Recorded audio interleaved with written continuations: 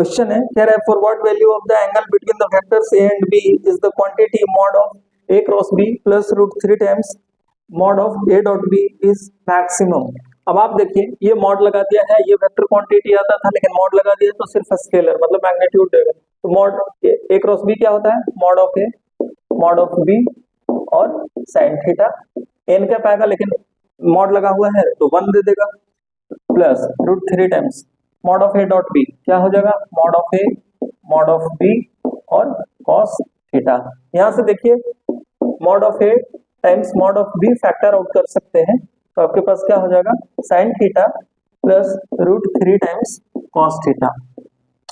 ठीक है, अब आप देखो मैक्सिमम पूछ रहा है, आप इसको थीटा के रेस्पेक्ट में डेरिवेटिव ले लो, 0 के बराबर इक्वेट कर दो, वो भी एक रिजल्ट दे देगा।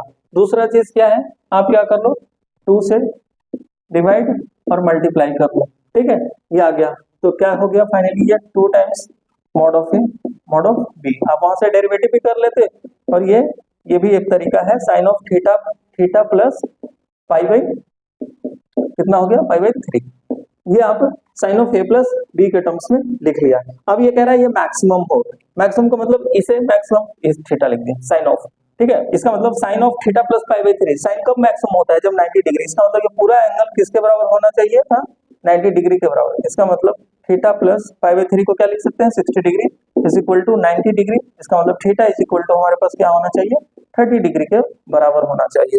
तो कौन सा ऑप्शन हो गया इसमें, ऑप्शन नंबर बी हो गया 62 का।